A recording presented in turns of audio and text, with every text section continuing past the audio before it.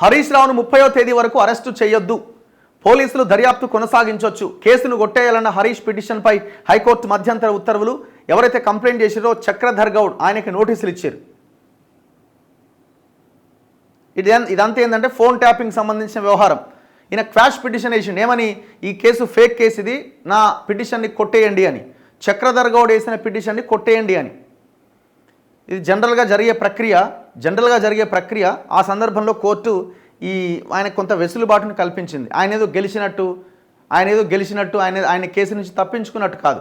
Just only ఈ 30వ తేదీ వరకు అరెస్టు చేయకండి అని మాత్రమే చెప్పింది. మరి ఆయన ఏమేమి పెట్టుకున్నాడు అభ్యర్థనలు? ఆయన మాజీ మంత్రి, ఇప్పుడు ఎమ్మెల్యే, రకరకాలుగా ఉన్నాయి కదా వీళ్ళకి. సో విషయం ఏంటంటే ఈయన ఫోన్ ట్యాపింగ్లో కీలకంగా వ్యవహరించినట్టు తేటతెల్లమవుతున్నది. వాస్తవాలు కూడా బయటకు వస్తూ ఉన్నాయి.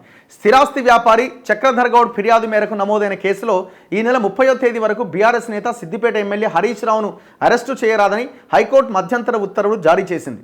ఈ కేసులో దర్యాప్తు కొనసాగించడానికి పోలీసులకు అనుమతినిచ్చింది. తన వద్ద ఉన్న సమాచారాన్ని విచారణాధికారికి అందజేసి దర్యాప్తుకు సహకరించాలి అని హరీష్ రావును ఆదేశించింది. చక్రధర్ గౌడ్ ఫిర్యాదు మేరకు హైదరాబాద్ పంజాగుట్ట పోలీస్ స్టేషన్లో నమోదైన ఈ కేసును కొట్టేయాలని కోరుతూ హరీష్ రావు దాఖలు చేసిన పిటిషన్ పైన జస్టిస్ కె లక్ష్మణ్ గురువారం విచారణ చేపట్టారు. ప్రాథమికంగా పరిశీలిస్తే ఫిర్యాదులో పేర్కొన్నట్లు హరీష్ రావు బెదిరింపులకు పాల్పడినట్లు, ప్రభుత్వ ఆస్తులను దుర్వినియోగం చేసినట్లు, భయపెట్టినట్టు ఆధారాలు కనిపించలేదు. ఫిర్యాదు ఇవ్వడంలో జరిగిన జాప్యానికి కారణాలపైన ఎలాంటి వివరణ ఇవ్వలేదు. ఇలాంటి కేసులో ఎమ్మెల్యే అయిన హరీష్ రావును కస్టడీలోకి తీసుకోవాల్సిన అవసరం లేదు. కేసును కొట్టేయాలన్న పిటిషన్లో పిటిషనర్కు రక్షణ కల్పించే అధికారం ఈ కోర్టుకున్నది అని న్యాయమూర్తి పేర్కొన్నారు. అంటే ఎవరు పిటిషనరు? చక్రధర్ గౌడ్కు నోటీసులు జారీ చేస్తూ విచారణను 30వ తేదీకి వాయిదా వేశారు. ఎప్పుడో జరిగింది ఘటన.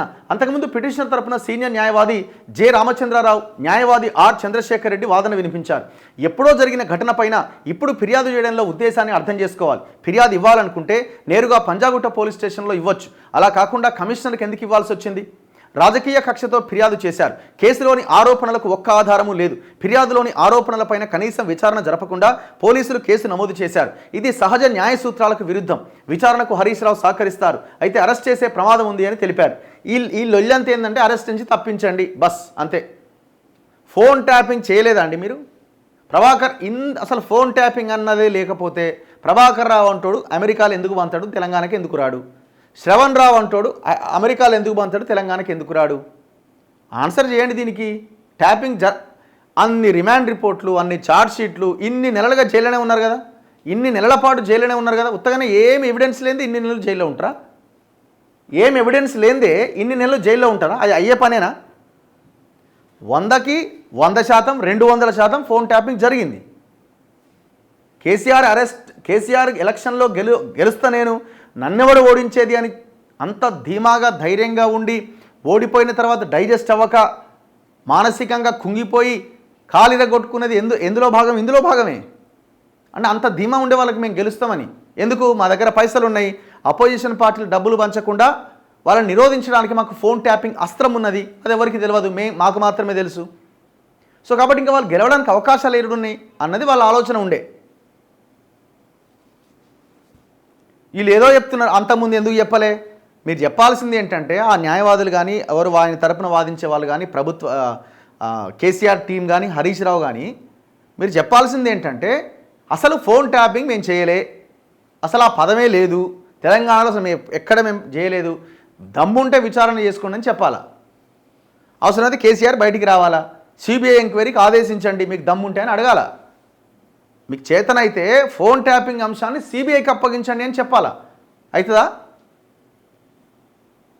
మీ నాయకుడే ఇంట్లో వండుకొని సైలెంట్గా ఉన్న తర్వాత మీరు ఏం మొత్తుకుంటే జనాలకు ఏం పోద్ది? ఇది నాకు యాపిల్ కంపెనీ నుంచి మెసేజ్ వచ్చింది. న్యాయమూర్తి ప్రభుత్వం తరపున సుప్రీంకోర్టు సీనియర్ న్యాయవాది సిద్ధార్థ లూథ్రా, పబ్లిక్ ప్రాసిక్యూటర్ పల్లె నాగేశ్వరరావు వాదన వినిపిస్తూ ప్రభుత్వానికి చెందిన వారు ఫోన్పై నిఘా పెట్టినట్లు యాపిల్ కంపెనీ నుంచి మెసేజ్ వచ్చిందన్నారు.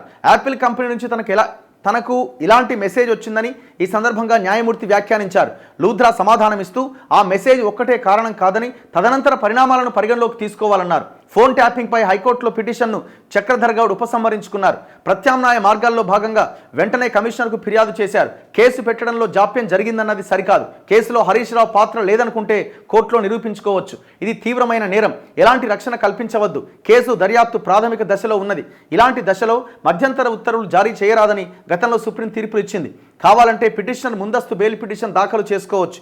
గత ప్రభుత్వ హయాంలో మంత్రిగా ఉన్న హరీష్ రావు ఆదేశాలతో చక్రధర్ గౌడ్ ఆయన కుటుంబ సభ్యుల ఫోన్లను ట్యాప్ చేశారు. ఇది ప్రాథమిక హక్కుకు భంగం కలిగించడమే. ఇలా ప్రభుత్వ వనరులను వినియోగించడం నేరం. చక్రధర్ గౌడ్ను 14 మంది వివిధ రకాలుగా బెదిరించారు అని తెలిపారు. చాలామందికి యాపిల్ మెసేజ్ వచ్చింది, వాస్తవమే. న్యాయమూర్తి గారు అంటున్నారు ఓకే, కానీ పోలీసులు చెప్తున్న వివరాల ప్రకారం హైకోర్టు జడ్జి భార్య ఫోన్ కూడా ట్యాప్ చేసిరట. కోర్టులు కూడా ఆలోచించాలా ఏ స్థాయిలో ఇది జరిగింది.